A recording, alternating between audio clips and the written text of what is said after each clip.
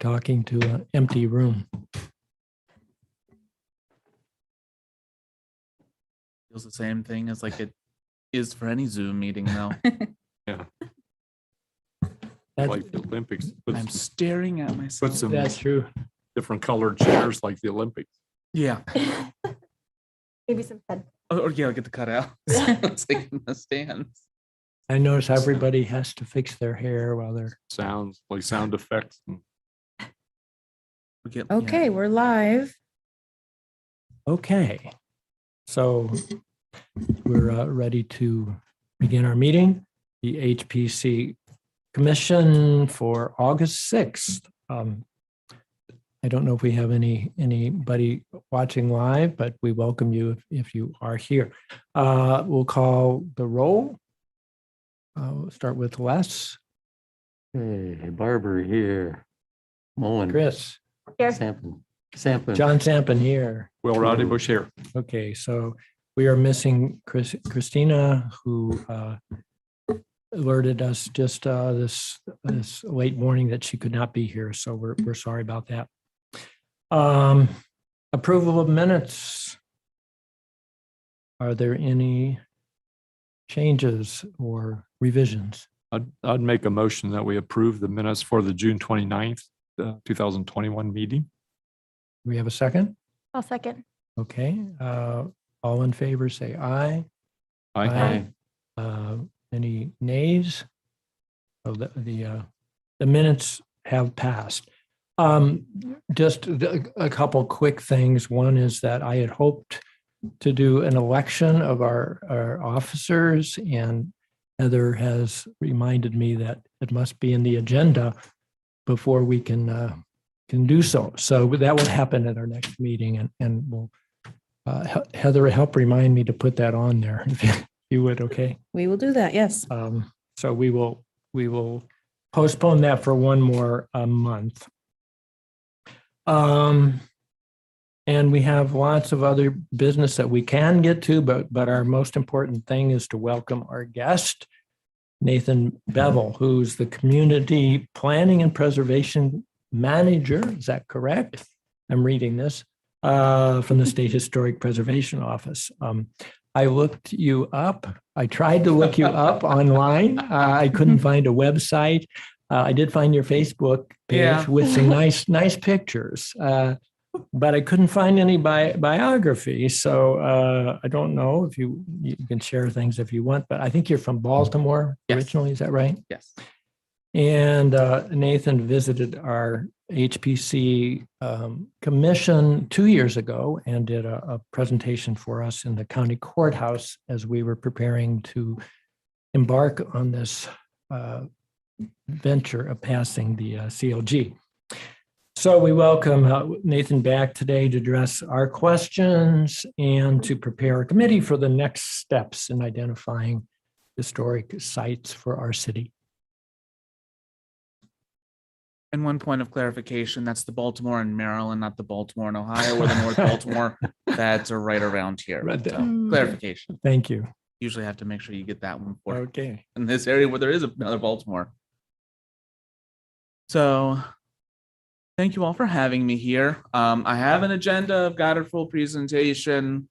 But you know, a lot of this is questions that you have. We have the list. I'm sure there'll be plenty more from just springing off of these.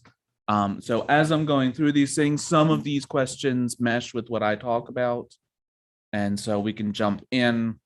Heather can wave at me whenever we're getting close to our time and then kind of just cut me off, and she can download the presentation if she wants the rest of the slides. We budgeted an hour and a half for this meeting. So if we go close to that, we'll let you know. Yeah. Okay. Just throw something at me. Okay. So some of you, I apologize, will probably have seen before. Others slides you will not. Kind of start out with a little bit of preservation history. Again, in federal terms, historic preservation has largely been reactionary to things that are threatening historic resources. 1906 Antiquities Act, which is what creates federal monuments, National Historic Monuments. And then in 1966, the federal government passed the National Historic Preservation Act, which created my office, the State Historic Preservation Office, cemented the National Register of Historic Places, and also created what's called the Section 106 process, which is a review process that if you have a National Register listed historic district or an individually listed building, then if federal funds are being used, then there is a review to try and mitigate the damage that would be done to that historic resource. So for example, if you get CDBG funds to do a facade rehabilitation, there would be a review in our office for using those funds to do that rehabilitation. Couldn't put on, an entire LED, screen style mural. That wouldn't be a compatible alteration. We will be reviewing that and signing off on what you could do with that CDBG funds with that rehabilitation. So that's what that law created. At the local level, historic preservation began in the 1920s. It's places like Charleston, which really drew all of their character essentially from that historic district. Although I'm a New Orleans partisan, and actually New Orleans beat Charleston by a year or two. However, it was not allowed under the Louisiana Constitution at the time. And so state court nullified the ordinance. And then New Orleans got the state to pass a constitutional amendment to allow them to do a historic district. So a few years after Charleston, they recreated the Vieux-Carré Commission. But generally, what all these local design review ordinances are doing are locally protecting historic resources under the zoning powers of the city or planning powers, or however you are viewing that. Some cities, it's not actually planning and zoning, it's another function, but essentially an overlay to protect its historic resources. In 1978, all preservation ordinances were challenged. The Penn Central Railroad Company, which had already demolished Pennsylvania Station in New York City, decided that they wanted Grand Central Terminal to have a similar fate. The Landmarks Commission, though, had already landmarked the building. So Penn Central also tried to do a gigantic skyscraper on top of it. Landmarks Commission said no, because that's going to significantly alter and basically destroy the character of the building, because it also required some demolition. And so naturally they fought it in court. Wound its way through the Supreme Court, and the Supreme Court ruled in Penn Central versus New York that local historic preservation laws are a valid exercise of local municipal planning authority. So it's legal for you to have local preservation ordinance in the US. So we're going to go a little bit over some commission duties. First and foremost, it seems like you all have this down pretty well, is making sure you have accessible professional meetings. This does mean ADA accessibility and all of those aspects of having that proper meeting. The survey, local designation, design review, and then outreach. So meetings, again, making sure they're accessible. You have an elevator, so generally speaking, anyone can get in. If interpreters are needed, all of those things, usually all of that is run through the city if it is needed. Professional meetings, making sure that everything is done above board. Things are being done in secret, or things aren't being done, every decision isn't made in like executive session, essentially. And making sure that everything is advertised in the agenda. Again, clearly you have that pretty well set. Sunshine laws, I always say I have to mention this one because I've had plenty of cases where I actually did a similar training in another community that shall not be named. And someone in that commission meeting, they had some business before, actually a design review. And the person in question was like, oh, well, my daughter-in-law just bought this building from us. she's a really good steward of the building. She wants to put this sign on the building, and I think it's a really great sign. I don't think it does anything.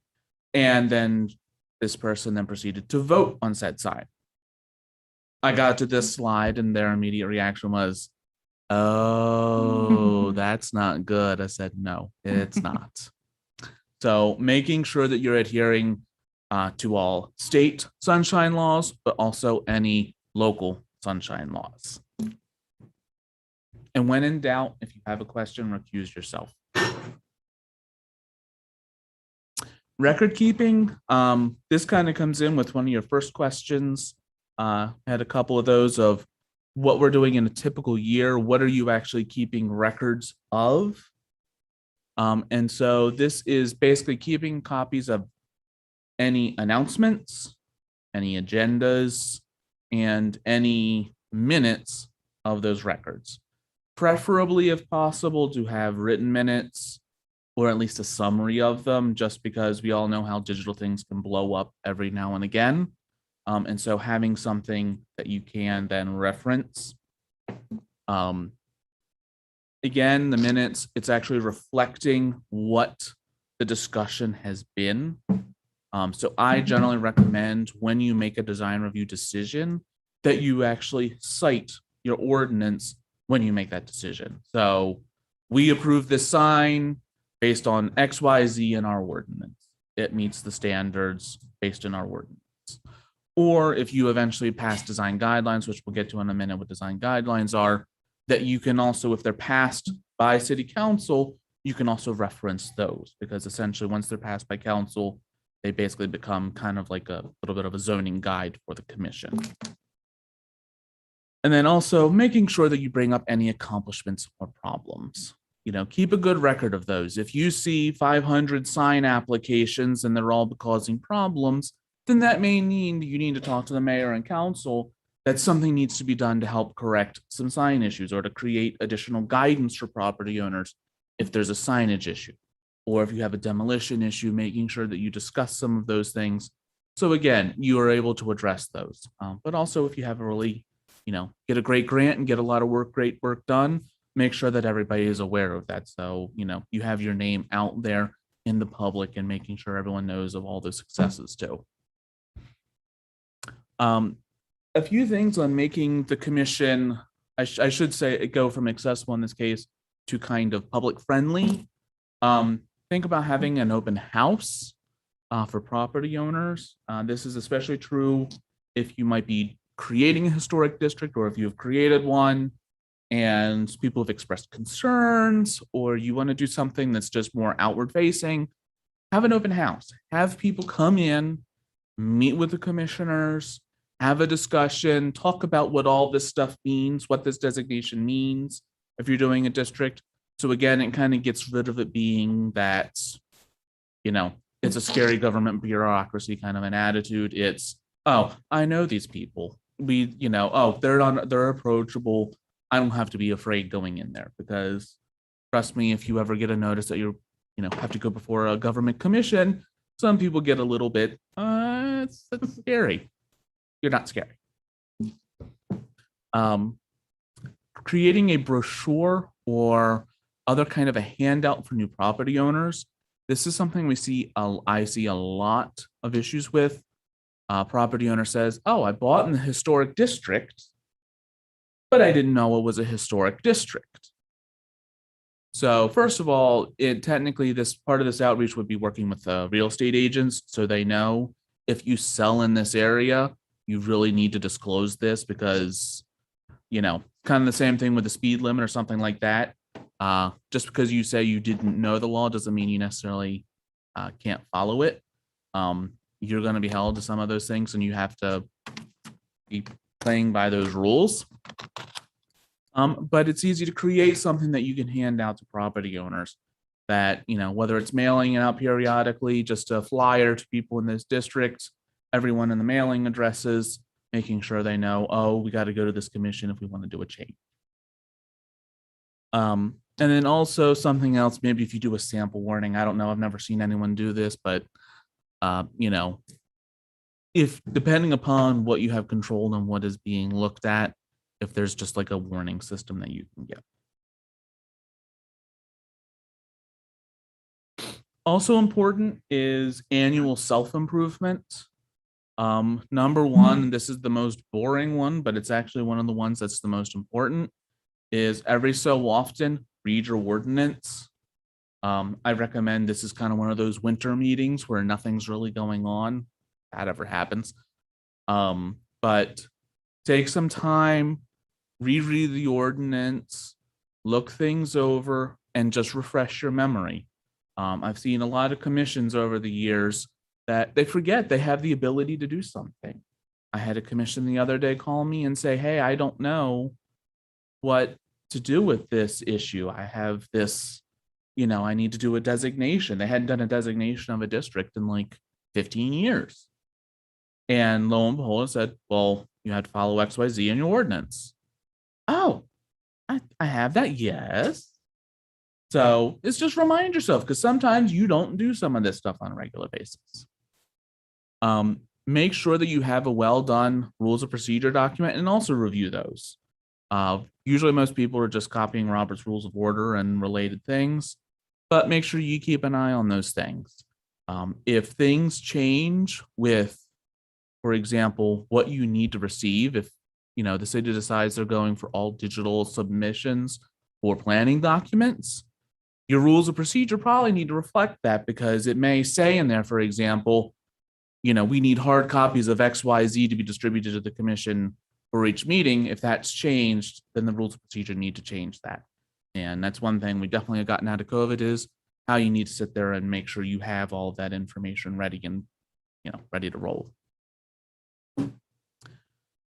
Next is the survey and inventory of resources. Before you do designation, before you do design guidelines, before you do any of this stuff, it's important that you have an idea of what you actually have. You can usually use the National Register listing as a basis, but when was your National Register district done? Do you know when it was? In the 80s. Yeah, I think it's 80s. Early 80s, I think. So early 80s. Maybe Potentially it was before I was born then. Things have changed in that amount of time. Right now, this is the one that always gets people. We're in 2021, 50 years back, 1971 is eligible for the National Register of Historic Places. That's why, for example, if you're familiar with Toledo and the fiberglass tower, it's listed on the National Register. And scary as it even seems, Erie View and Cleveland is now listed. So there's buildings younger than me that are now listed on the National Register as part of Erie View. So keeping up and keeping in mind what you have. What are the resources, what's been going on? You're a university town. Things have a lot of churn, a lot of things change. What's been lost, what's been kept, just going through and understanding. So my first thought would be start looking at downtown, doing a survey, what's changed from that nomination. Probably doesn't have great information, because in the 80s, it was kind of what we always call the Wild West of doing National Register nominations of, it's old, good for you, keep going.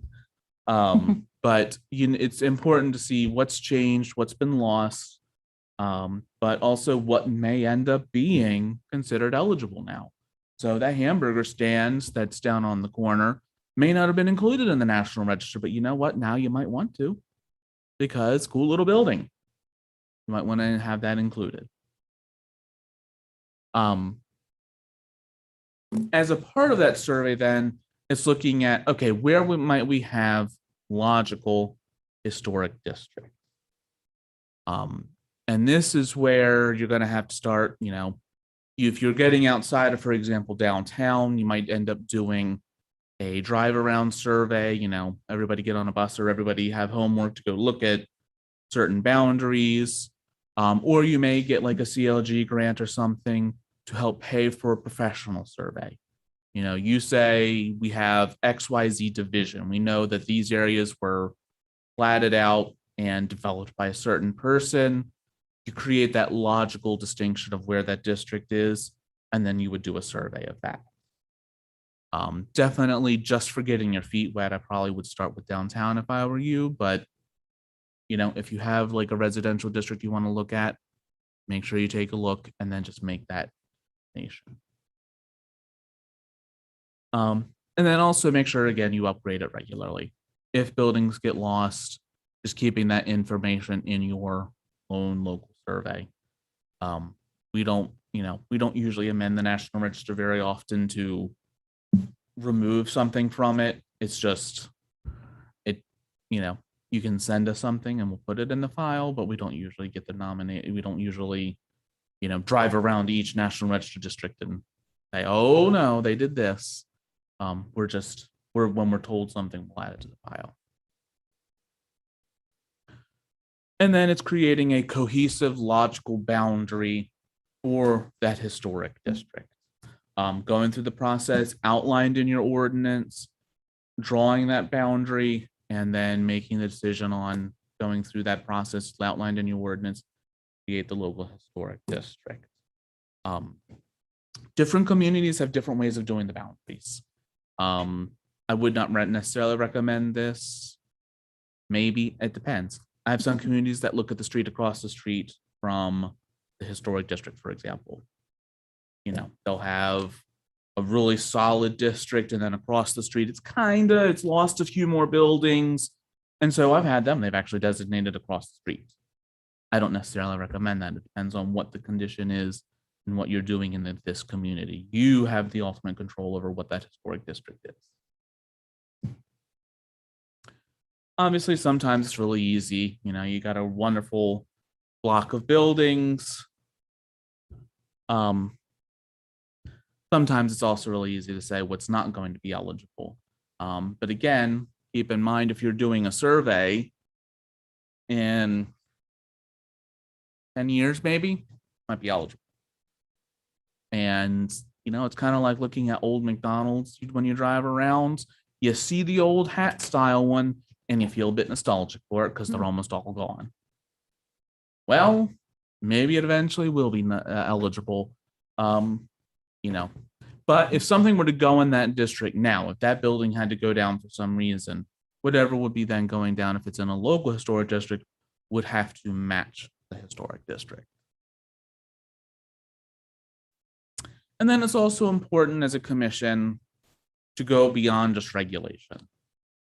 Some communities have been doing this long enough, have a lot of historic districts, like, you get Cleveland or Columbus or Cincinnati, that's a half day, whole day worth of meetings, and it's just to get through that day's design review. Some communities don't really have a whole lot of local designations, and so they have to do other things to potentially fill their time, or they're, kind of in that public advocacy mode of preservation. So you might want to do a public education thing. I don't head up building doctor anymore, so I don't feel quite as bad sitting there and promoting it. But you could do building doctor, which is where people from our office come out, actually do a seminar that, works with property owners to tell them, how to help take care of their building. And then the second day, we actually go out and we do site visits to different properties. So if you have a building built before 1955, we'll actually go out, tour it with you, and the property owner can then ask us questions on what they need to do to take care of their building. I'd recommend potentially though waiting a year or so once COVID really goes away. That way we can actually get inside, because right now we're not going inside buildings. Looking into doing anything else that's going to promote historic preservation. For example, Oxford, Ohio does or used to do a big presentation in Preservation Month, and they would actually hand out awards, and they would do special historic markers for all of their different properties. And so that kind of generated that little bit of competition. We're going to put a little bit more effort into this, and so it kind of brought that attention. Or also looking at a main street, or also making sure you're working with your local historical society. Main Street is run out of Heritage, Ohio, but that's essentially more of an economic development thing. but making sure that the commission is working with that organization to make sure preservation remains part of their strategizing, and you two can work together in making sure to preserve, for example, downtown. Next, we're going to look a little bit more at design review. All of design review for a certified local government is based on the standards for rehabilitation. There are different standards for different treatments to historic properties. So if you're doing preservation, that's one thing. If you're doing reconstruction, there's 10 standards. All of them have their different styles. But again, primarily you're looking at rehabilitation, which it acknowledges that a building has changed over time and that to remain functional in the modern world, it may have to change additionally. And therefore, it's making sure you have these 10 common sense principles, really understanding, guide what that development is. Again, it's guiding the development. It's not stopping it. It's not freezing the area in amber.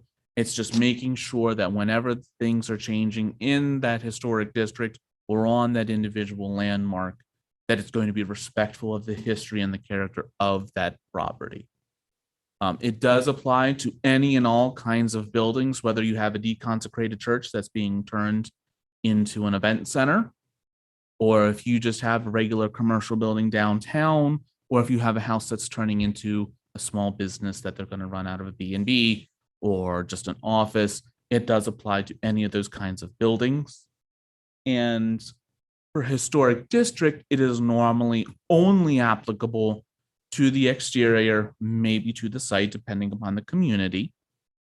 However, as a caveat, if they are looking at the tax credit, it does apply to the interior. And sometimes that having that tidbit of knowledge is helpful if someone is going for the tax credit and you're making that recommendation, just because they need to know this is a different process entirely. If they're looking at a tax credit, and I'll talk a little bit about at the end about that, you're mainly looking at the exterior, but we would be looking at the interior in that case.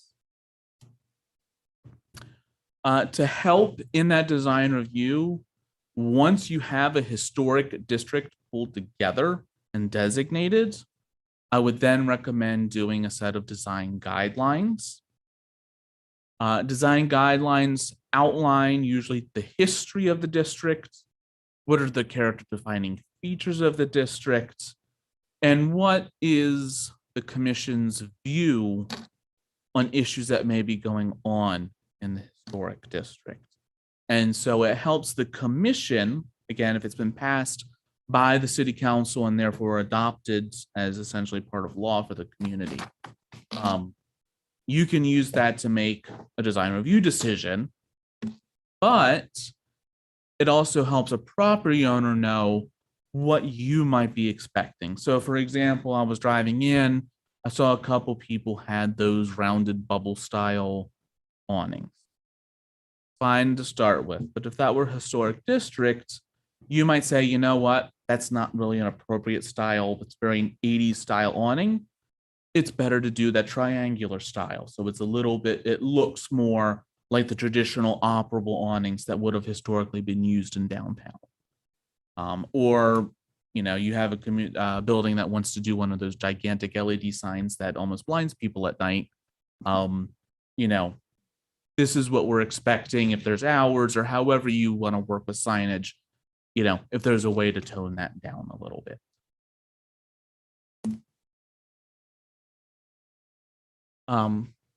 And again, it's looking at those character defining elements of the property.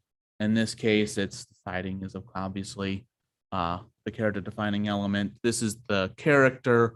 It's the materials, composition, site, all the different aspects that actually make a historic building feel historic. When you're in downtown, you feel like you're in downtown.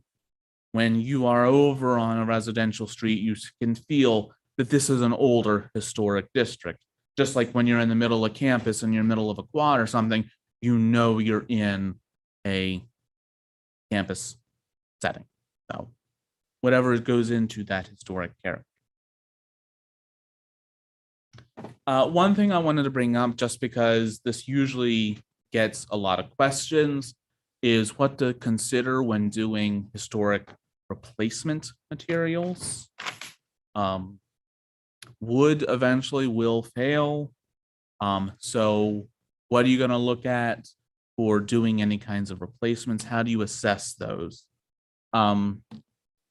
First and foremost, if you're dealing with a historic building, you're emphasizing most repair over replacement of historic material.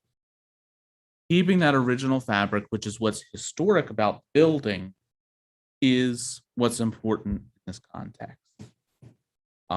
So keeping that material, how do you keep that?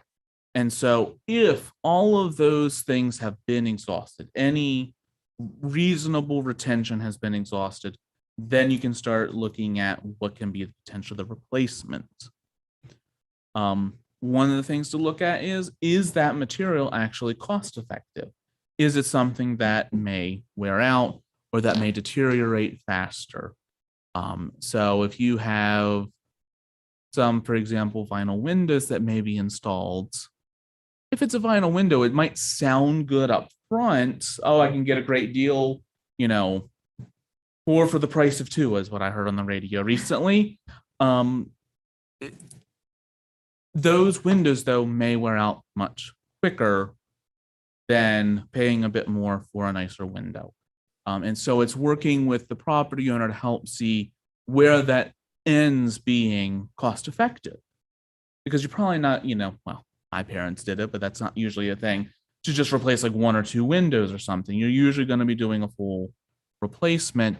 What is the outlay for that? And then you consider how long will those things last. And at the end of the day, that may not be as cost effective as it might seem on the front. And so it's helping provide property owners with that information that they think, well, is there an alternative that I can look at that it may help retain that more of that historic material? And then also make sure that if something is being used, that you're carefully looking at it, carefully looking at that material. Has it been used in this community? Has it been used locally? And what are the limitations? So for example, we'll take cement fiberboard. It's, for one thing, if you have a frame building, you're essentially putting rock all over it. That's essentially what cement fiberboard is. It says cement in the name. It's a heavier material. Some buildings may not be able to hold it very well. How does it weather? Eventually it does start to weather. Have you seen it up here? And that may be different, for example, up here than if you were over on Ashtabula, which is getting tons and tons of lake effect snow. Might hold up differently over there than it would over here. So making sure you try and see those examples of those materials used locally. And then, of course, I do have to have that one mention of windows replacement, which everyone usually rolls their eyes at. But truly, they are one of the most important aspects of a building. And here you can see an example where clearly the last building, with also the lovely colonial revival facade put on the front, they decided to take out the windows. And the next slide shows a quick close-up of the two. Those original windows are probably salvageable. They could easily get some serious, weather tightness from just putting on a proper storm. And honestly, considering, all the stuff they have to do to the top of those windows to cover up essentially the lid. If you notice, the newer window has that gigantic piece of plywood put in there to match the arch. By the time you're done all of that and get all of that painted, get everything put in, you probably could get a decent set of storm windows that would just cover it up properly. Plus, again, it's losing a lot of daylight. People love light to have in their apartments if they're doing this as commercial or if they're doing it as residential. And then also, again, vinyl windows probably aren't going to last really all that long at the end of the day. It's also important to consider infill design. Buildings disappear on occasion, whether it's fire, whether it's, lost long ago to a property owner, whatever the situation is. So making sure that you're just considering that infill design. This is really important when you do your design guidelines so that people will have an understanding of what would be expected of them when doing anything that would be infill. What we're looking at is the whole property comprehensively, materials, scale, setback, or not setback in some cases. I had a property that was down in Cincinnati, was doing a tax credit, and they were putting an addition beside it. There used to be a building there. City law required it had to be at the property line. And quite frankly, we agreed with them because it's going to look really weird to have a big setback that sometimes some municipalities require. You know, sometimes that setback is thinking in terms of residential or, you know, more general commercial and not, for example, historic downtown setting. So that's where you have to make sure you have that conversation with other other departments in the city to make sure they know where that is. But then, you know, they use terracotta in the design to reference the brick of the rest of the building. And quite frankly, sometimes it's looking at it and sometimes that modern design will fit. This was a modern design that we got down in Cincinnati and it worked. But it met all of those criteria that they were doing, referencing those historic materials. It was separated from the historic building. It was still deferential to the historic building. Those are kinds of things that you're looking at, is making sure that something fits within the historic district. It doesn't necessarily have to be fake, you know, fake Italianate, but it should, you know, at least fit in and not completely, you know, look like a crumpled ball of paper that's sitting in the middle of the district. A certain architect's work usually is. Again, this is what I was talking about with setback, though. Just looking at what that is. Also, the curb cut. That's an entirely different site change, whether you would be considering that in a residential district. Setback. It's also the fact that the garage is now front and center, which is a very typical later suburban style house. And this is in a regular urban historic district. Versus this new addition. Who can guess where the addition is? Some of you have probably seen this one. Anyone? Bonus points if you know what's the most important building in here. Or who designed it especially. Yeah. Oh, You're being talented. Say the one from the corner. The tannish brick, Yeah. my guess. is the addition. Yeah. Yes, the addition. I don't know what happened to that building there, and I'm not asking that question because I hope they didn't demo something. But the one on the corner is a Louis Sullivan Jewel Box Bank, Oh. Columbus, Wisconsin. And the bank needed an addition. So they didn't have to touch the Louis Sullivan Bank as much, you know, to do some upgrades and do some new office space. And so then building beside it. It's very clear, it fits, it's kind of in the same Main Street kind of pattern. You know, the windows are similar as the storefront, but there are things that are very distinct. I mean, for one thing, in the signage block, it also gives the year like 2005, which is the dead giveaway. But also above the storefronts, for example, it actually has just an I-beam or a piece of metal as the transom, which never would have been done in a historic building. You know, would have been glass or would have been something else. But they made that reference to having a heavy transom line that was would have been allowable in that kind of district. Another thing is looking at signage. First and foremost, making sure you're working with the rest of the city to know what any other signage requirements might be. You know, if there's lighting requirements that may not be written into your ordinance or your design guidelines, making sure that that's, you know, they're playing well with each other.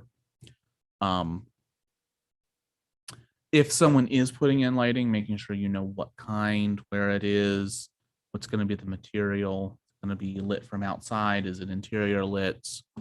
You know, what's it going to look at And then also looking at precedence. That's when, especially this is pulling in a tax credit experience. Is there precedence in the district for some of those kinds of signs? So clearly up in the picture above, City News is the historic sign.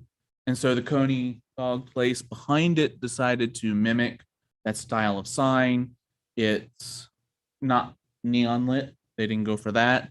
But they were able to get away with that style of hanging sign because it was within the historic district. They had historic precedence. And so it was, it made a lot of sense. In the lower example, aside from the fact that they also put a weird brick facade all over that poor thing, the Sherwin-Williams signs were, that's interior lit plastic. Generally, that's never going to be a great move for a district. They could have done, for example, an awning sign that almost would have been as large that would have fit over the storefront. Again, that's more of a triangular than as opposed to that kind of bubble awning. So they could have done a triangular awning that would have been almost as large of a sign.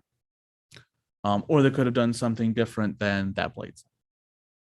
So there are other options, and it's helping people understand what they can do to get to that point to potentially get the same thing across, but in a way that's going to be more historically accurate and compatible. So can we ask a question? Yeah. Can we go back to that? As a commission here in Bowling Green, do we have I think we do in our bylaws, the right to say that sign is not acceptable. And we could deny them that possibility. They would, by law, not be able to put that up. Yes, then it'll be a violation of the ordinance and they'd have to pay whatever penalties are. I mean, we don't want to create a lot of conflict. No. Obviously. So somehow it can be plain. Careful. Yes. And you're willing, maybe at the state level, to help us make that argument? If you have a question, you can send it to us and we'll review it. And we'll give statement yes or no or whatever we think. But that is where, for example, having the design guidelines is really helpful.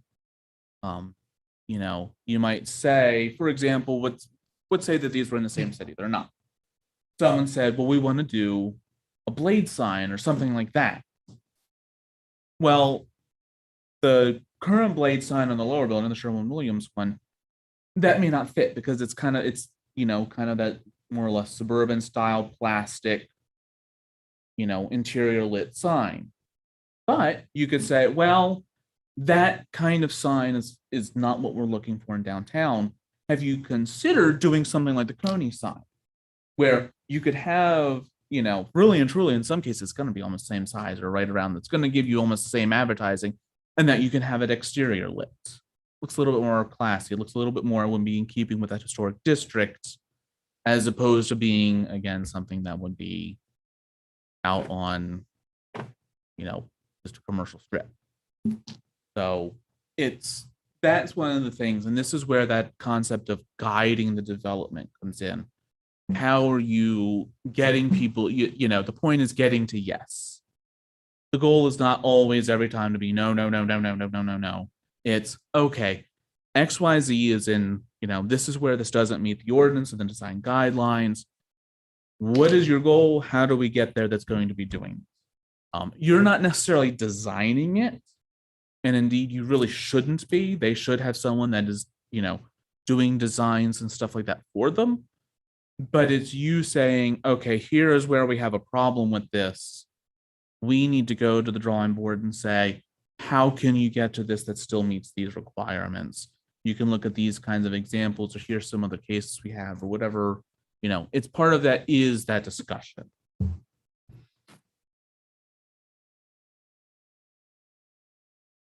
And then there's also some of these non-traditional issues. This is a little bit just because I've seen people bringing up solar panels, or green roofs, or plants on the roof, or different things like that. And what we're largely looking at, what recommend, is essentially it boils down to what's the visual impact. You could have, for example, plants on your roof to help with water and everything else. So long as that that owner understands, one, that's putting a lot of weight on the roof. Can it structurally hold it? They need to do that calculation. Because that's a lot of dirt and that's a lot of water that's going to be permanently essentially sitting on top of that roof. That can cause a problem. You're also looking at, is this going to be visual? Are we going to be able to see what that alteration is? So if you have solar panels, right now, the technology isn't great for making them flat, for example. I've driven around in my mother's neighborhood, and it's essentially a gigantic slab that's hovering a foot off of the roof of the building. It's going to be hard to get that through in a historic district. That's the technology just isn't quite there. And I've talked with people who do solar panels. I did a presentation and they had someone from that company come in, and they even admitted that, we can do it. They were like, we can do it sensitively. That's true. You might be able to. But they even said, though, yeah, right now, that's probably how it's going to look, though, is it's not like, I think some company promised having like tiles on the roof that it looks like a roof tile. Gets to that, sure, fine. But it's not there yet. It's not readily available. So current technology, it's working with them to see what might potentially be eligible or possible. And then last section is going over some resources for getting some of this work done and helping out with what you're doing. First and foremost, everyone's favorite is the Certified Local Government Grant. 10% of all of the money that the State Historic Preservation Office gets from the federal government is regranted back out to the CLGs. Under current apportionment, current formula, we in Ohio get roughly about $1 million from the federal government. And so therefore $100,000 $100,000 is regranted out. It's competitive. Whoever comes in next will be the 80th certified local government. However, not everyone applies. Usually we only get a handful of applications. And last round, I think that was primarily due to COVID, we actually were able to at least partially fund every single person that came in. That's not always the case. Sometimes we do have a handful that aren't able to get it, but that is out there. And I do also want to mention it's not tax money. So this is not from taxpayers. It's actually from offshore oil leases. Go figure. That's where the money comes from. And so especially again, it's not tax money. It's awarded annually. Usually we're looking at $8,000 to $15,000 or $25,000. Depends on the year and how many things come in. And it is a 60-40 matching grant. So it's also a reimbursement. So you would make the outlay of money, and then essentially you would get 60% of that cost back as the grant. And next slide, I think. So how do communities fund that initial 60% of the reimbursement? City council. Okay. Usually getting city money. Now they have been, okay, actually I took it out. We've seen them use other sources of funding, and there are some functions which do not require a match. That generally changes with the year and what the priorities are for that year. So if, let's just take an example of survey as a priority, then survey may not require a match. You'd still have to make the outlay. City council would have to make the outlay, but then they would have the potential promise for that reimbursement. You'll know when that comes up, whether you're able to, before you're writing that check to a consultant, for example, if you're hiring a consultant, you're going to know before actually writing a check. So, ostensibly you're going to know that. And so you'll have all your estimates, and then you do the RFP and et cetera, et cetera, et cetera. And to give an idea of what that grant can be used for, it's for survey. It could be used for education. It can be used for working on a National Register nomination, although we typically urge, if it's looking at National Register, that it's a residential, because there's another grant I'm going to mention in a minute that is for commercial. As you're shaking your head, you probably know about the pipeline. Right. So there, we're looking at that case a lot more at residential districts when we're looking at this. It can also be used for bricks and mortar work on a National Register listed building. Bricks and mortar work and also pre-development work. So you could use that for a private property owner. But typically they're going to look more at public buildings or buildings that are more endangered. It's, I've seen different things done.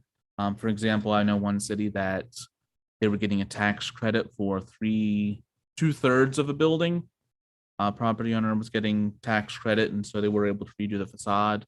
The city decided we really don't want 1/3 of this entire building, looking really run down on a whole different color. We kind of like the idea of having, one of these blocks of buildings looking completely rehabbed. And so the city applied for and received a grant to rehab that third of the building. The property owner signed off on it. City is the entity that actually funded it. And so they actually went to rehab that side of the building. So at the end of the day, the whole thing was a solid block of buildings. But getting into the private, sometimes it depends on how well that would be scored. Because again, it is competitive. I don't vote, I sit on and I kind of give advice. But you can also, though, use it, for example, for design guidelines. So you can use it for a lot of different things. And roughly that runs from November, which Heather will get an email in November from our grants manager. I think it comes from him. And then it's due in February, pending pandemics or disasters or whoever else what. And then also funding Congress. So Question, building doctor, you had indicated your office does that? Yeah. How much does that cost, and could the grant be used for that? could not be used because that's essentially using our money to pay for us. Oh, okay. I don't actually remember because they've been working on it. I don't think you've ever had one. Correct. It may be the first one free. Don't quote me though. Okay. Because it's since I was managing it until literally last year, so it's been a change, but I don't know what they've settled on for fees or if it's just like a flat fee. Okay. If it is, it's usually $100 or $200. Oh. Yeah, it's not too terribly much. And also you can also fundraise at that too. You can list as a co-sponsor. Another source of funding, and one that is important to know with a commercial district, is to know a bit about state and federal tax credits. Present company knows a bit about that. But federal tax credit is 20%. State is 25% of what's called qualified rehabilitation expenditures, which basically is soft costs and construction costs on the actual rehabilitation of the building. So an addition, for example, would not be included. If you are doing apartments and you have stove and a refrigerator, that would not be included. But your soft costs, so hiring a consultant and an architect, would be. If you are doing new cabinetry and you're building in stuff from kitchen stuff, that's actually attached in part of the building, that would be. Essentially what you can't pack up and move is what's considered a QRE in the case of construction. New additions are also not. So this gets to be if you have a building that needs an elevator tower, you can fit the elevator within the envelope of the building. It is considered QRE. It's an element that'll stay in the building. If, however, you have to build an exterior elevator, it is not considered a QRE because then it's considered an addition onto the building. Again, in this process, we are looking at inside and outside and the site of the building. So I had one, like I mentioned, that had the addition that was going to serve, they were building a new building to essentially serve the historic building. And it was going to have all of the HVAC stuff on it, serve as, main power generation. All of that stuff was going to be in the new build to take the pressure off of sticking it somewhere on the historic building. Well, because it was essentially combining the two, we had to look at it a lot more closely. So we are looking at both of those. The review for both of these credits is the same, and most people do combine them.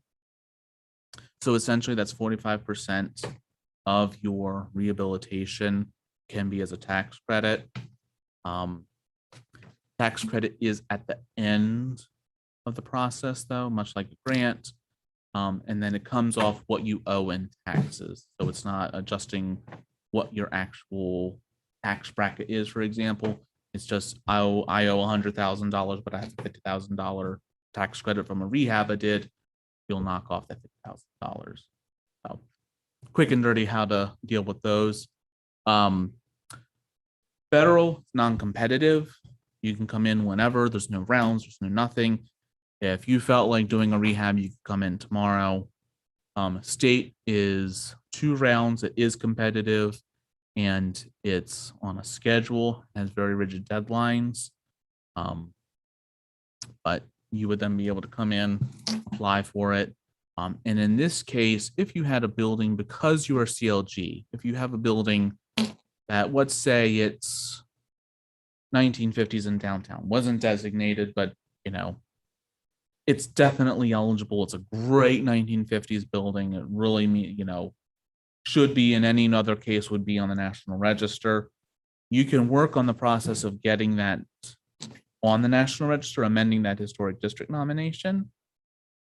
But because it is locally designated, it would be eligible for the state tax credit. So some people will sometimes use that as a bit of a bridge. So, it's in the local historic district. The city or whomever has been working on funding, getting a downtown district nomination, either redone or a new one. They can actually pursue both of them because the federal has to be listed at the end of the project. State has to be up front. This is a little bit more in the weeds, but if you have questions on that, you can call us. We'll talk about it. Then there's also the pipeline program, which has absolutely nothing to do with oil or gas pipelines. They were starting to change the name on my suggestion, and then that's just kind of evaporated. But what it is getting projects in the pipeline for the historic tax credit. This is through ODSA, Ohio Development Services Agency. But essentially it's funding for listing buildings that may be able to take the tax credit and getting them on the National Register. So, take downtown, done in the 80s, you could apply for the pipeline grant to do an update of that National Register district. Reevaluate it, double check the boundary, see if more could be included or something might be left out. Double check dates to see if there are anything up until the present or to 1970s present might be eligible in downtown. So reevaluating that. You could not use the pipeline though, for example, a residential district, just because there's a number of different difficulties with primarily you can't use the tax credit for them, so they're out. So you could use it if you wanted to amend a nomination. You could use it just to change the period of significance and contributing building. Or does it need new boundaries or anything like that? Okay. You would have to evaluate the boundaries because basically it's kind of one of those things. Whenever you crack open a nomination, you're going to be looking at that, but boundaries may not change. Okay. There is also, I don't think, do you have any of those metal screens downtown? Okay.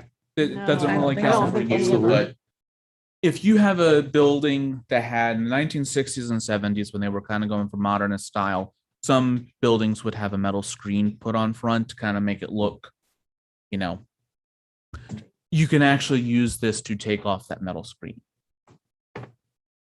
Just because you know, that's a little outlay of money to do that work.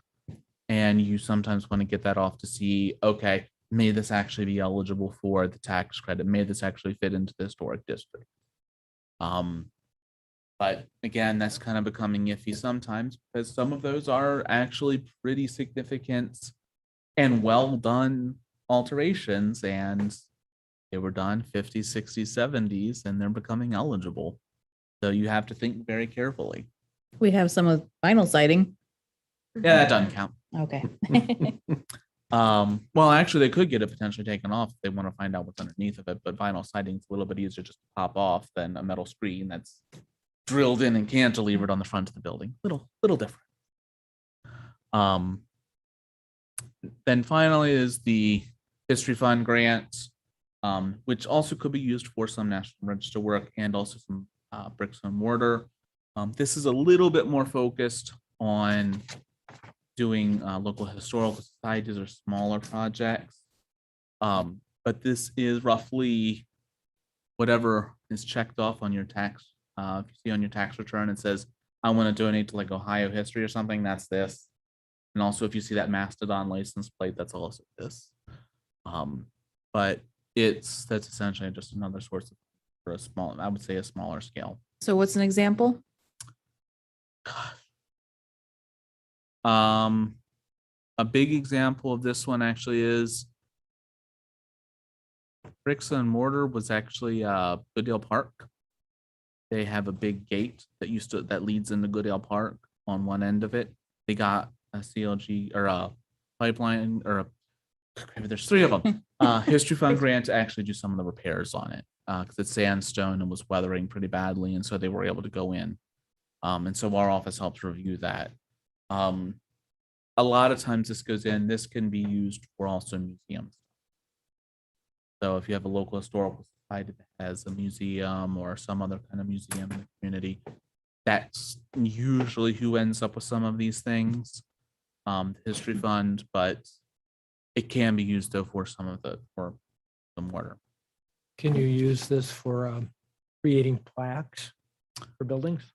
I'm not actually sure. I don't know off the top of my head whether that would fit in with that or not. It might.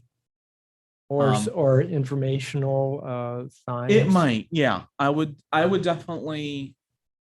So Andy Vierhoff in our office is the person who heads up this grant. I just typically the only time I usually come into contact with this is if I'm reviewing the products. So I don't know off the top of my head what all the limitations. I know CLG can't be used for those things, but History Fund might. Okay. CLG, it's actually a term because of, it's a limit because of the term that if it's something that keeps going or something, they don't use it. That's why it's not used for like museum stuff. Isn't this part of CLG? History Fund is not, no. It's something separate. It's operated by the Ohio History Connection, the broader organization. Well, the person's now in the SHPO, so it's kind of ours, but yeah, this is operated. Because it's a different source of money, it's different regulations on it. Same thing with the pipeline grant. ODSA runs it, we don't really run it. So it's a separate, we don't control the regulation. CLG is actually governed by federal government, federal policy. But so a CLG, a local government, sounds like they could be eligible. Yes, for a History Fund, it actually, I think, is a nonprofit or a local government. That's the two people that can apply.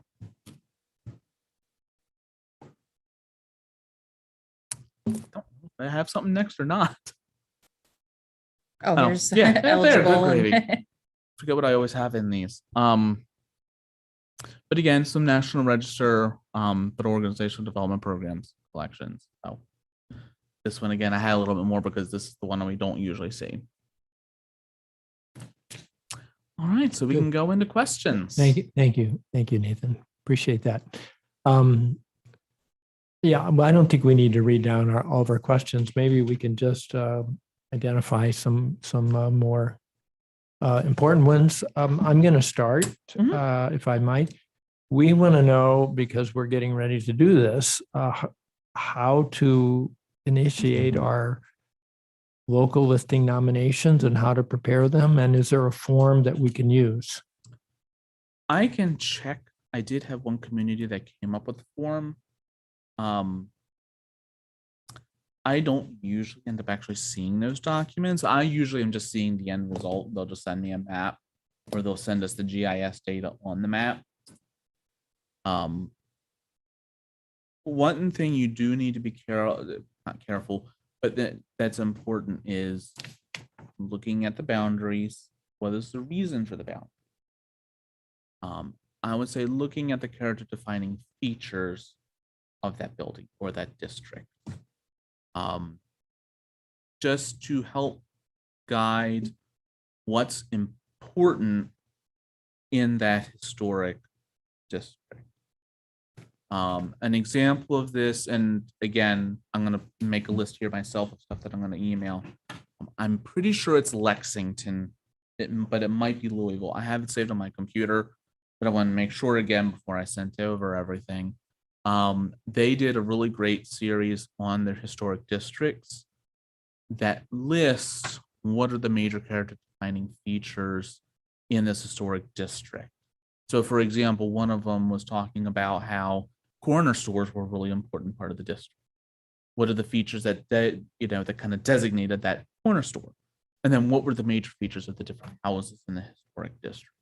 It's a bunch of shotgun houses, for example, or it's all four squares with certain characteristics.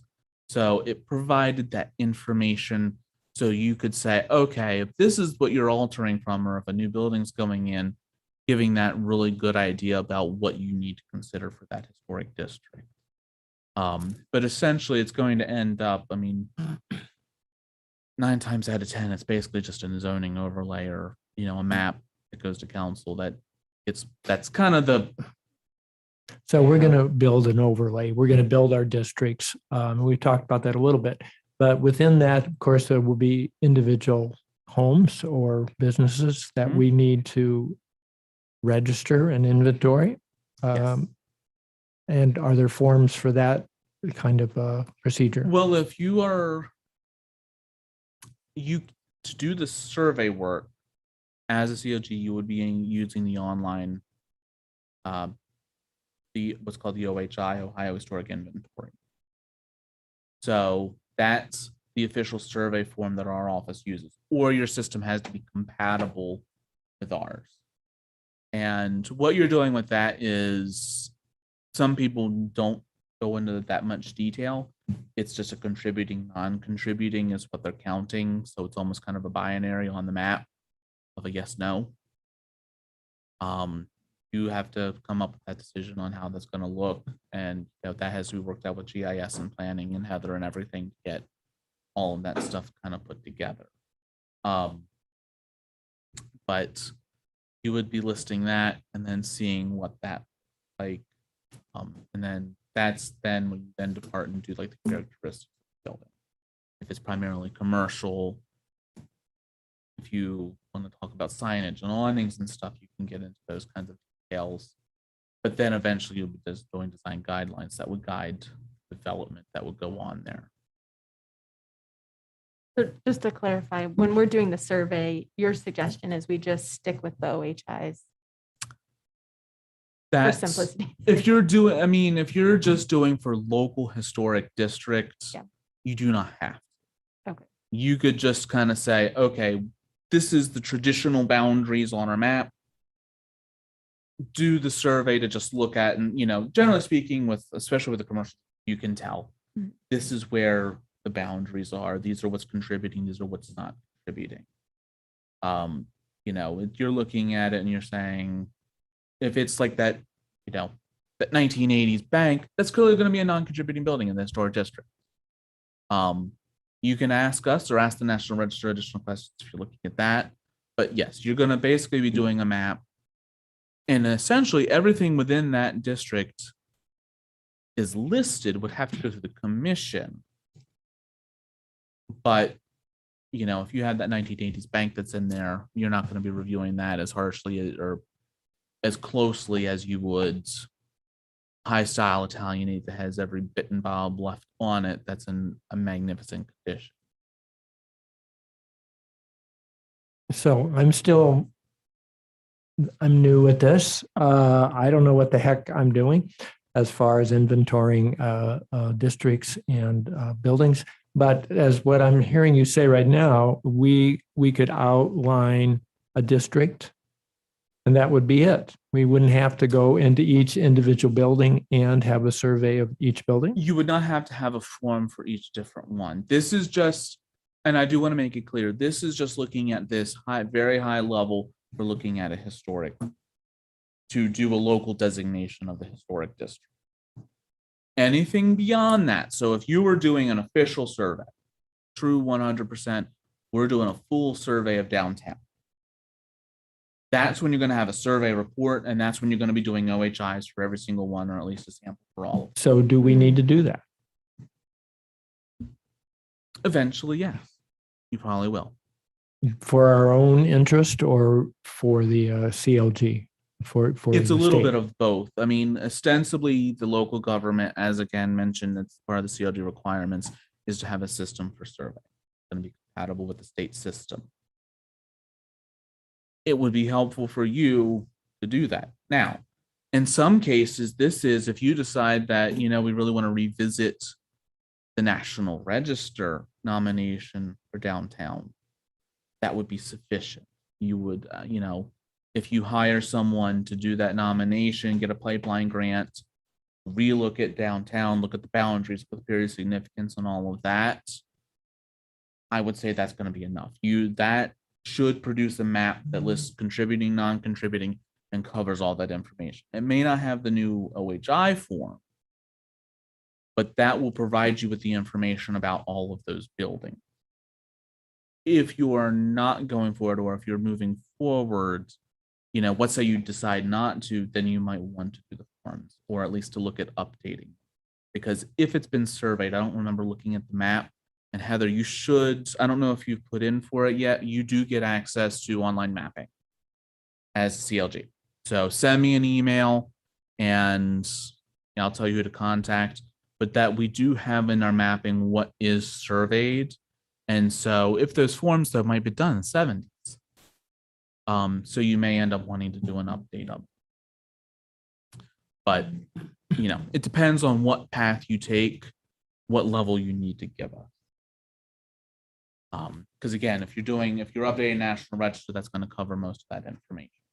Okay. But again, additional questions, you start looking at it and you really start digging into it, you can call us. We'll answer, we'll talk to you about, you know, if you don't feel comfortable with one style over another, you can call us. And in that case, if it's, you know, what you're looking to do, I may put you in contact with our inventory and registration department. Because they're the ones they're the department that oversees all of both the National Register and the surveying, and they might take a slightly different view than I would. When I'm looking at this, I'm looking mainly at that map and that designation, and you know, a little bit just because I oversee that, you know, I help out with that part. How would that be viewed in tax credit terms?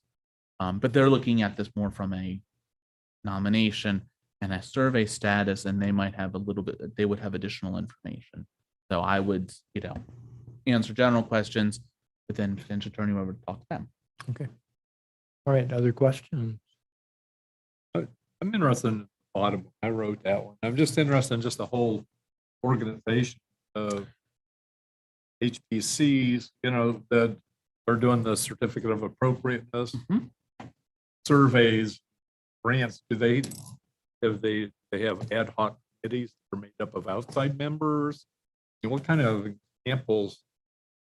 See, the thing is, the ones I see the most structure of are actually the big ones, which are not always the best example. How are they? What kind of structure? Well, do like they what I'm have? talking, like, I mean, we're talking, well, Please Columbus doesn't count because it's got like 6 commissions. They're just odd. I'll say it. But that's not traditional to have multiple commissions in a city. But yeah, they are mostly not doing a lot of the other stuff because they have a staff person that is dedicated, both Cincinnati, Cleveland, and Columbus have staff dedicated to doing a lot of that exterior work. For their HPC. Yes, they actually have a full-time paid staff member or multiple. Columbus is multiple. How is that? City budget. I mean, it's just part of the city budget that they have someone who will oversee all of that. City. But yes, that's a bigger city. Most cases, it's actually more typical that it's the planner who's usually involved. It's a little something added to their job portfolio. The small cities, say like Bowling Green, do you see their HPC members meeting multiple times a month to do focus on COAs? It's usually still, I mean, it depends on the volume, and how much they have designated and what they're reviewing. So if you have a big for example, you have a very intact downtown, seems pretty busy. I don't know, like business turnover and stuff that's going on. You might find your hands more full than another smaller community. Like Athens, I actually don't think their downtown is designated. I don't think they've taken that step. I think they have more individual landmarks than some other historic smaller districts. I don't think they've done downtown. So they're fine with once a month, or the minimum I require as part of the CLG requirements is once a quarter.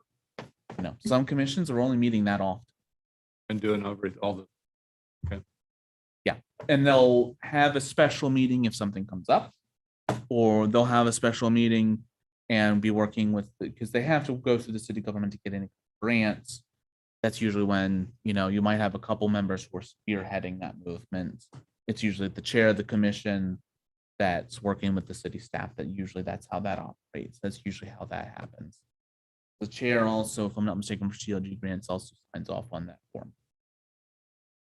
on the grant form. So that's usually how that goes. Leading the charge on historic districts, that largely depends on what's in the ordinance. We have some communities that's a lot more difficult and a lot more steps. And some communities where, I could come in and, as a private citizen, not on my job, and say, this is really cool. I want to nominate this. Or, this should be a historic district. This should really be protected. And almost a concern to discern something in, versus others that have a much more structured approach. So usually that's, starting out, you identify a few, but then sometimes it's whether people come in or you do a survey and come up with something else that you want to do. Each city really is different. I will say we're different than a lot of other states because we have a different system. Ohio's home rule, so that's why there's a little more leniency in what the structure is, as opposed to I used to work in Georgia, which has statewide enabling law, which basically dictates the whole system. So everybody is the exact same system. Versus here, where it's a little bit more, you have that power to do what you want. So that's where some of that, I'm not trying to punt. And it's like, it depends on what you've got going on and what's that's. No, I appreciate it because that answers the question. I was looking at the website for Cleveland. Yep. That probably a home doctor, they go out and do things. I avoid. Yeah, and they also have a municipal nonprofit that can do a lot of stuff too. So, you get a community like that, they've got a lot, but that's also just side. But like Shaker Heights, Cleveland Heights don't. And actually, I think Toledo does not have, I think their planner that's overseeing actually does not solely do historic preservation. Yeah. She does a lot more. Huh? I said she does a lot more than Yeah. just that. Yeah. I mean, she does it, but Yeah. it's outside of that. Question. Well, I think I know the answer to this, but I just want to be sure the existing National Register of Historic Places designations in Bowling Green are not affected, their Nope. status is not affected in any way by our now being a CLG Nope. community. That just stays as is, regardless of what we do in terms of actually protecting Yeah. some or all or none of them under. So if you Our did, ordinance. let's say you decided to use that as a guide for your local district, you could look at the boundaries of the National Register. You could go bigger than those boundaries that you want to pull in more. You can make it smaller. You know, you get to create the district that you want. That's where, remember I said earlier at the start, some of them look at the places across the street. I've had that's what some communities have done, is they'll have a corridor entryway kind of district designation, or they will look at the other side of the street that's actually outside of that historic district just to kind of buffer the main, really pretty stuff. So it's however you ultimately decide to do that. Really, the only major impact on National Register that this has is, one, technically takes longer to get something listed because you have 60 days to review that nomination. And two, if you want to, you disagree with it, you can actually kill the nomination. So if for some reason someone were doing a National Register nomination and you as a commission, as a city, decided you did not want that, you could actually kill the nomination. You would vote reject, and that nomination stops. It might be forwarded as potentially eligible to the keeper of the register, but it would effectively kill the nomination. That's actually one of the main reasons they started this program, was to give local commissions say over that process. So if we have, for example, let's say we took our residential area, which is called register, decided that overlay district. But we wanted to recognize a building that's in City Park, which we have a building called Needle Hall. We made a recommendation to you, to have that recognized. What's the turnaround from your office? Are you saying if you're reevaluating the National Register nomination? This is not, as far as I know, it's not on. Needle It Hall is on is the on national. this. It is Yes. already? Okay, so we would just want to recognize this through the CLG. Well, There's CLG is just what essentially the commission. So you could locally designate it. That's the only way you're going to go through that. If you wanted to locally designate that building. if we decide it's recognized, then So that doesn't You- have to go to you for No, review.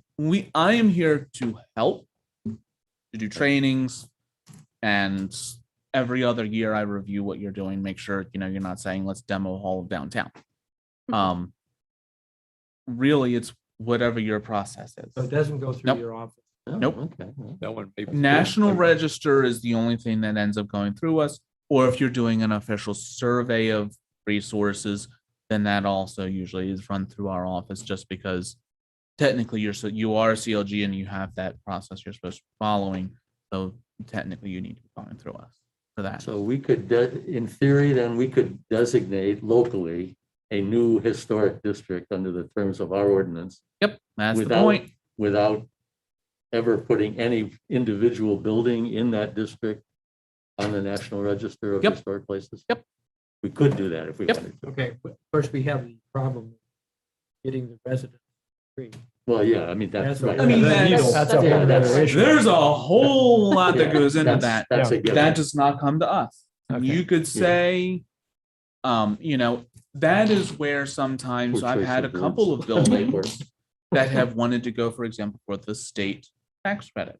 They wanted to do both.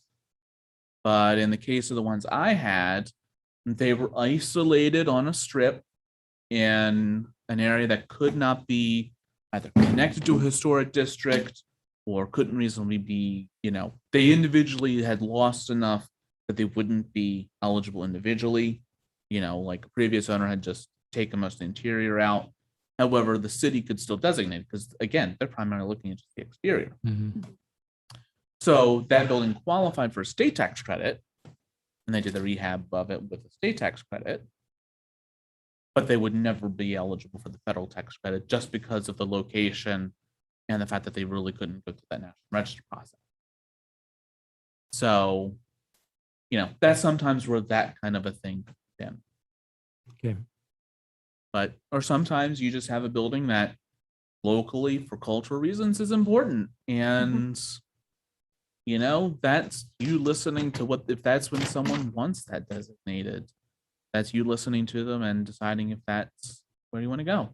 So we also are working with the mayor on recognizing our courthouse Mhm. through our Historic Preservation Commission. And there's a draft of a proposal. I don't know if this has gone anywhere I yet, haven't heard. I hope maybe but Heather might know. But as far as you're concerned, you don't care.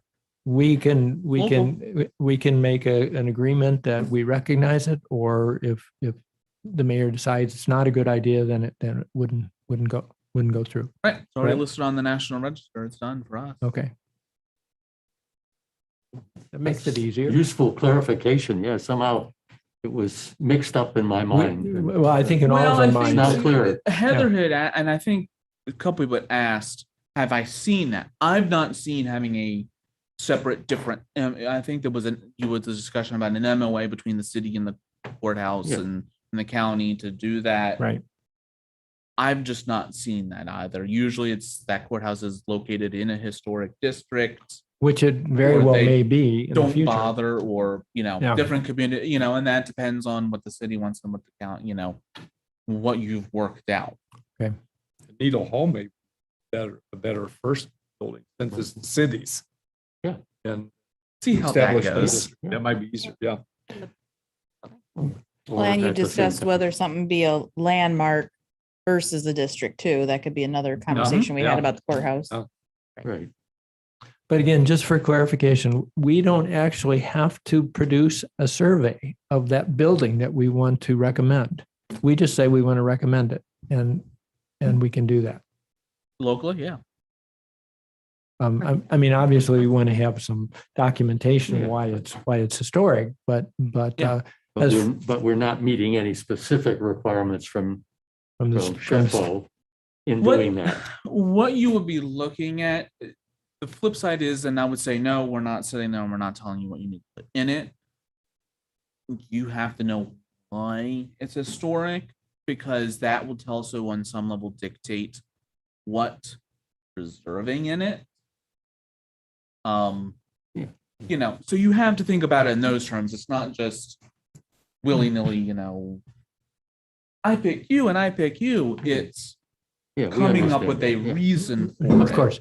Because that then also, where that really comes in is the design guidelines down the line. What's significant about this building? That's still our think it process, would- if I understand it. I still think it would help us to have some kind of a forum that I we. think- we can well, work with. And I said, I Nathan have one, mentioned- I can send it. You Yeah. mentioned There's- about looking some things up in electronic file, and I'm thinking that's something we've got to organize, is how we keep it and where it's kept. And that's another problem, right? But then doing like if you did an official survey, you get it. Probably get a copy of the report, and we'd probably get a copy of the form. Okay. So that may be either Chris or someone else who will potentially be on the commission that is qualified. Not meaning this disrespectfully, but they generally want someone who knows their architecture to go in and potentially do the report Well, and to and do the- some of the form entry. And so do we. Yeah. We want you to do it. That could be a potential that it will be doing that, or it could be that you get a grant and have someone, because I know Chris has quite a lot of too. So, Yeah. Okay, so I'm that would be still struggling whether a you little decide to get bit. the grant to do that. Still struggling it here a little bit. You say if we decide to do an official survey, Yes, well, what does that mean as opposed to? you're Say an doing a unofficial survey survey. report and you're doing preparing actual survey forms.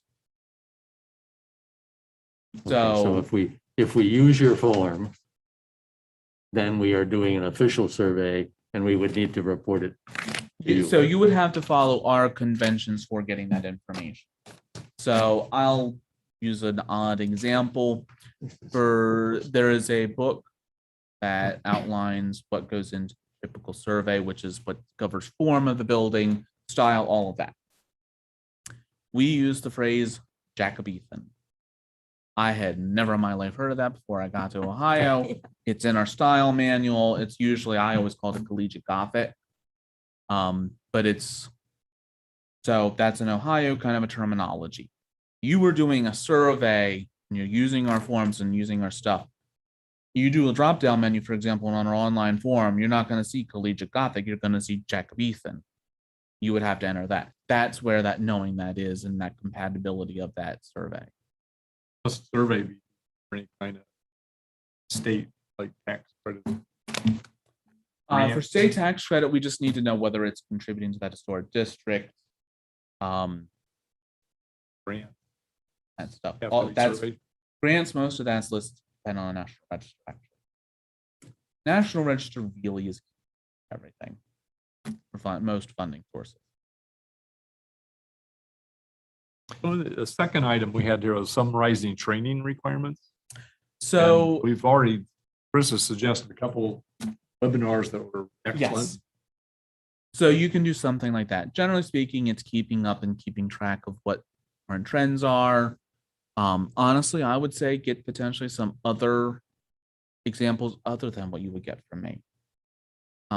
Just because different perspectives are helpful. Other people will have other ideas. There are national organizations.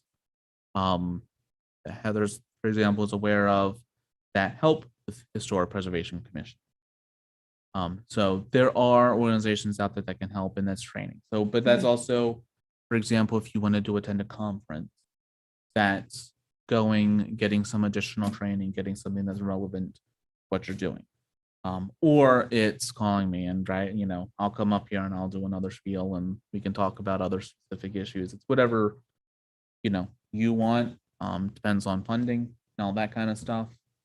There may be additional funding that's available. You could use a CLG grant potentially for some event related funding. Just not building doctor, something that we put on. Now, is there should we be keeping a record like that's what we've all done? Yep. And is It there actually something goes that on the gets- reporting. Did any of your members go to training? Just like a Biannual. And that's required by the CLG. And is it, what exactly are those requirements? That we all do something each year? That essentially someone on the commission is getting some training has that they had can some then share. training. Yeah. doc dates and what they Oh, want. yeah. Pray get them to Heather. Yes. Yeah, makes sense. So And today then, is a training session. yes. Okay, But even if We're it's covered. if you kind of send out homework that, that's one, again, bizarre silver lining in pandemic land is a lot more stuff's online now. People have taped stuff and put it online. And you attend one of those webinars or watch one of those YouTube videos, that could count. Just document it. Yeah. Date, Yeah. source. Like And I source. mean, sometimes I've had some commissions, they'll just watch it as part of the commission training. Everyone comes in the commission, they don't have a whole lot of business. Maybe that's the day you all decide to read your ordinance to reacquaint yourself and you want to need a break. So you watch a YouTube video on repairing wood windows. You got training, you did stuff. good. It's after 4:30, so I think we need to wrap up here really soon. Any final comments, questions? Appreciate your time. Sure thing. Well, I think what I'll do is, for my own self, a lot of it's just if we have examples, that'd be really helpful, which are in the questions. So Yeah. probably follow up with that. Yeah, and then the form is just actually the only reason I don't have the evaluation form out yet is we're trying to get it digital now. It used to be always mailed. Yeah, it'd be great, annual reporting document or biannual from other communities that you really like and that we could do a format from. Hopefully they don't have them. Okay. I usually say Just We just want, my basic goal is making sure we're compliant, I think, at this Yeah. point too. And It's whatever we can it's do. really and truly the minutes, agenda minutes, and meeting announcement are the things that I require for. And I may end up cutting out some of the announcement. I just need to know how it's announced. But really, it's the minutes and that agenda, because the agenda needs to say what's on the agenda. Do the minutes match? But then if a decision is made, it's making sure that I can see what you're doing in the minutes. So if you're sitting there and just saying, I think this is ugly, that's not a defensible decision. Might be totally true, but that's not a defensible decision. You have to say, here is where this does not meet the standards as outlined in our ordinance and our design guidelines for this property. And I need to be able to take a double check at that and just make sure that, every other person, someone's like, this is just, don't care. So it's kind of looking at those kinds of things. Are the biennial reports, are they public knowledge? I mean, technically you Could could you- come in my office. Well, I was but wondering if you could send Heather a copy of a good one, so we could look at what. it's a what digital needs to get form. covered. All it is I send you, I'll be sending her, it's a fillable PDF. It's just yes, no, type Right. out that data. And then it's currently it's the agenda minutes and announcement. That's it. There's no real formatting or details Like to that. training, just Yeah. fill in training. Yep. Mm. It's literally, it's a little fillable screen. Great. Okay, before we adjourn and have our lobby visitation, let's plan our next meeting. And I'm going to suggest, normally, Heather, we have done the third Friday. Is that correct, of each month? I look here. I think it may have been the fourth. Fourth The Friday. fourth Friday? Mhm. Okay, that would make it, September that becomes a problem for me. General? No, that fourth Friday, that's kind of our first day of class. And I've got a whole bunch of things in the Oh, you're afternoon. thinking we'll meet again in August. Well, I'm thinking we should just meet in 3 weeks. And I was looking at maybe the 20th. Is that too soon, That's 2 weeks. Chris? Bad for you? You want I to? could do the 20th in the morning, but not in the afternoon. Okay, give me some other suggestions. You want to go later? You want to go into September? You want to do a poll offline since Christina's not here? Yeah. I don't mean That might be offline, but I useful mean to- Okay. outside the meeting and email. So why don't have- I put up some Yeah. possibilities and then we can. That'd be helpful because I still have to check the calendar. And then Okay. again, See if- including see if the Christina would room is be, available. yeah. Yeah, So I will, doodle poll, yeah. I will do that. Okay. Thank you very much. So we haven't Nathan, decided thank anything. you so Nope. much. Nope. It's great to have you here and hear your wisdom for our new CLG. Do we have a recommendation for adjournment? We need to ask lobby visitation. Is that, oh, we do that first, don't we? My fault. Okay, lobby time. Bill, do you have any lobbying with us? No? Okay.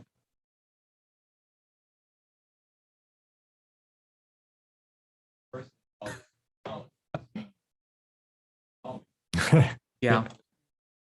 No. But I have my phone number. Heather's got my direct line. A red phone, a red CLG phone. hotline. All right, do we have a call for adjournment? You want me to pass this out? Yes. We could. This is a draft deed of a gift for Creatonic Oh. Foundation. We- Good. We'll, I actually forgot I have a question. okay. Do you see you can see the fifth if you want, but do you see anything in the horizon that would be some sort of tax credit program for residential projects? thing. Okay. It comes up, I think it gets proposed in Congress here and there. And it just, I've never seen it progress very far. So I wish. the state will typically follow the federal in terms of those. Oh, no, tax state will rate. do whatever state wants. Okay. I just have not seen anything proposed. Which is too bad because that we were looking I know. for ways of selling our. I know. I wish. Okay. Good. Okay, so Will, you want to just tell us what? Now, this is a draft. This is a draft for a deed of a gift. This is patterned after one I wrote with the Toledo Community Foundation, which now they call themselves the Greater Toledo. So I have to double check that. But this was a draft patterned after the one that I wrote with the Toledo Community Foundation for the Habitat for Humanity Wood County. At the time, I was vice president of that, and we had a donor.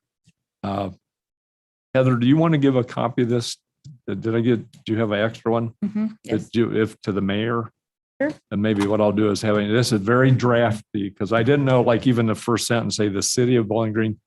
But at one point he talked about maybe endowing it. So it's $10,000. That would endow it. In other words, it would start paying interest off next year. Usually about 3%. So it's not much. It's like say $300 to start. But this is the main part. This is very boilerplate for what the foundation, for tax purposes.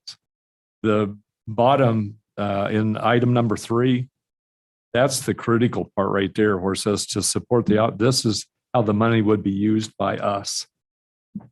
So that's the part that I need to have you look at to see if there's anything that's not worded or should be included. But when I wrote the one for Habitat, and then my wife and I did one for our church, patterned exactly off of the Habitat, it was very generic. So the support and operating to support the operating capital and or program needs of the Bowling Green Historic Preservation Commission in order to receive the distributions. That's a question too I need to ask the mayor. Is the Bowling Green Historic Preservation Commission must be an organization described in the Internal Revenue Code 501c3, or whether we're part of it since it's part of the city. I don't know. That probably needs to get worked out. But the main part is that first sentence. That's the whole thing. It's just very generic about how we did. Now you figure like our church, and I think the Wood County Habitat, when we got the money, because it was $100,000, we had a donor. And so then the board actually decided how that would get used. I mean, for a new copy or whatever. So I don't see it needs to get into really defining, well, there'll be a subgroup of the commission. It's sort of like the commission would decide how they want to use that. So if it's $300 the first year, it could be left in to grow, or it could be used to say, put a new awning on a house or help do something. Great. Yeah. Thank you for drafting that. So let's all read that document. Chris had a great idea. Thank you for suggesting that we share documents as we prepare them. We each have individual assignments, and so that we can come to next meeting prepared to discuss those things. All right. I think we're good. Make a motion that we adjourn. Second. Okay. All in favor, say aye. Aye. Opposed? We are adjourned.